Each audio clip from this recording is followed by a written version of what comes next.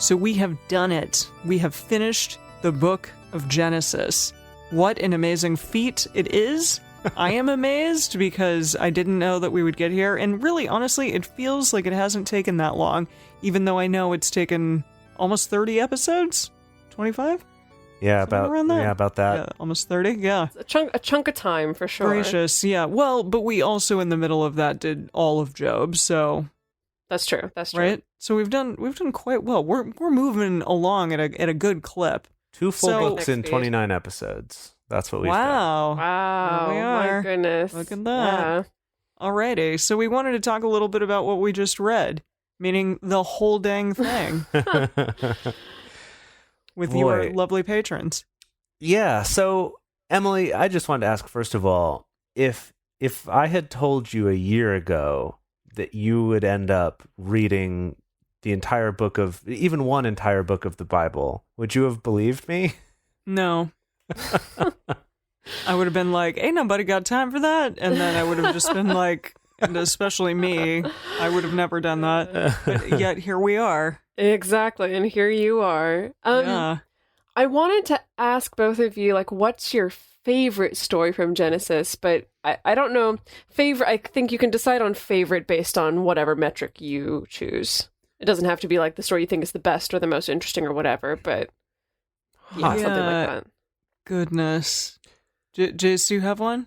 I mean, like, the thing that I found the most interesting overall is how much more of a sense I got of the relationship between each of the generations, both in terms of how, like, the similarities we saw, right? Where we noticed these kind of trends in the way that this family behaves, and then also the way that we would see them be different. Be like, oh, like when, I really enjoyed when, what was it? When Isaac tried pulling the same tricks with his wife that Abraham and Sarah pulled, and just like not doing as well at it, and just being like, no, like dad and mom were the best ones at that old trick, and you didn't quite master it. Oh, like, man. I really enjoyed seeing that, because that's something I never had gotten before. You know what I mean? Like, I would hear about all these different people, and some, and a lot of the stories having to do with them, but it wasn't kind of in context, I guess. Yeah. And so that to me was really fun. I mean, the only real story that I think I had ever read was the Noah story. Yeah, right. We covered and so that. it was fun actually reading that for real, but reading the opening, I mean, it is a really good opener. The story you mean of like Adam the creation of everything as we know it? Yeah, exactly. It's a great opener to this book. And it really set the tone for me for what God was going to be like in these first parts of the Bible. Like, he's a vengeful God. He has some issues, some anger issues. He doesn't pull no punches. No, he doesn't. He kills people randomly for random stuff. I mean, and it kind of like sets the tone to that degree about like what you're about to get into. There's some like anger and some really like scary things that happen with, these two people, Adam and Eve, are kind of cast out and become, have to try to atone, and everyone that comes after them has to try to atone in some way, kind of thing. And God like picks favorites all over the place and all this stuff. It just, it's a fascinating book. Definitely a lot of heavy drama. Oh yeah, for sure. Yeah, what about you, Dedeker? Did you have a favorite story? Well, okay, this is going to sound weird, and I'm going to give a preface to it that there's definitely a part of me that really is drawn to the lesser-known stories, because it's like, in Sunday school, you deal with the creation story a billion times, and Noah, and Joseph, and Abraham, like, you get all these well-known stories, and you're really familiar with them. But then stumbling upon these little tiny gems, like, for instance, Jace, you talked about like when Isaac tried to pull the same con and couldn't quite pull it off. But okay, and I'm sorry that this is going to sound weird, but there was something about the story of Dinah that held kind kind of this, and I don't know if it's like my younger self in Sunday school who's like, ooh, the story I'm not supposed to read, or the story that the adults are not wanting me to read because it's so intense and dark. Interesting. And like, yeah, the story of Dinah is like, of course, like very dark, deals with these extremely dark themes, but it was kind of the story that like outside of Joseph felt the most, I guess, cinematic to me. Like felt like this really good revenge story, like felt like a Kill Bill style revenge story of just like really brutal, you know, where it's like what happened to her was brutal, and then also the revenge itself is really brutal, to kind of match with it. And so there's that, like, it's a weird story, it's upsetting, it's like so violent and graphic, but I don't know, there was something about it that like really was compelling to me, I think. Yeah, I mean, it was very, what's the word? I mean, yeah, very intense and violent, which we hadn't seen yet either. The fact that it's like a calculated revenge. It's not just oh, you raped my sister, okay, we're gonna come and try to kill you or try to kill all the men. It's it's this calculated revenge of like, oh, we're gonna play nice and we're gonna be manipulative and then we're gonna get you to do this thing and then we're gonna come kill you. So maybe it's, I don't know, something about like the calculated revenge that actually I found really interesting. Yeah, that's a good point. And also well, yes. So I was just going to say that, like, I had some friends growing up who were named Dinah, and then now, in retrospect, I'm like, did their parents... I know. Like, even know? Do they know? They must have known it was a biblical name, or were they just going off of, like, it having a pretty meaning or something like that? But because it's like, I would think that it's like, oh, Dinah, like it is a pretty name. Maybe I'll name my child that. And then being like, oh, this is what Dinah's known for in the Bible, is just, like, getting raped. And then, you know, brothers revenge. killing everyone. Yeah, and I'm like, I don't know about that, but yeah, so it makes me wonder about that. Yeah.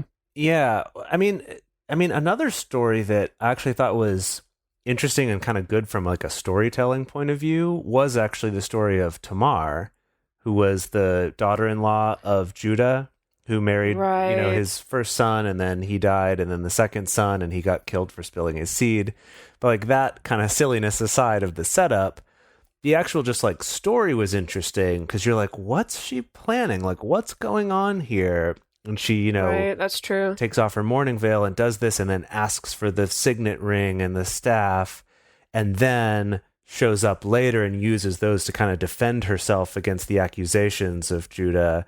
Like, I thought that was really interesting from that, you know what I mean? Like, from a storytelling point of view, where it's not like a lot of stories you'd get in Sunday school are just like, yeah, we all see the end coming a mile away because it's so obvious what the setup is.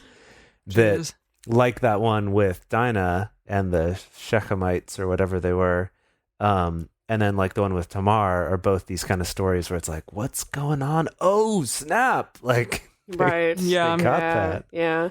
I guess it's like so much repetition of these like calculated cons, essentially, that it's like those are the most impressive things. It's like, sure, we get some stories of like just direct, so and so attacked so and so, or so and so drove so and so out of their lands, but definitely these repetitions of people wanting to document this really clever thing that someone did to kind of screw someone else over, essentially. Yeah, because we get that with Laban and Jacob with the whole sheep thing. Right. With the breeding the sheep, and Laban did it to him with the whole swapping them out with the daughters, the 7 years thing. It's all just about people trying to one up on each other. Well, there's a lot of sneakiness. Yeah. Everyone's sneaky. Yeah, lots of sneakiness. But they're really good at it and get away with it.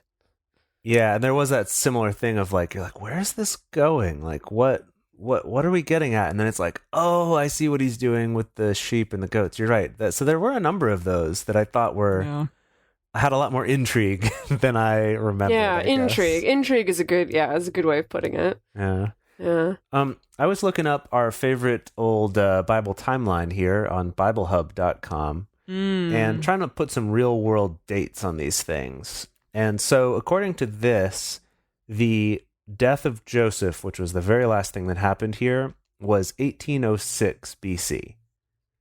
So, yeah. So, and if we go back to, let's see here.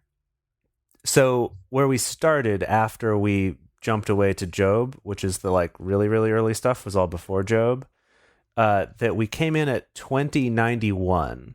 Oh my goodness. which is Abraham going to Egypt the first time, or Wow. Tower of Babel too, like around that time, like 2100 BC.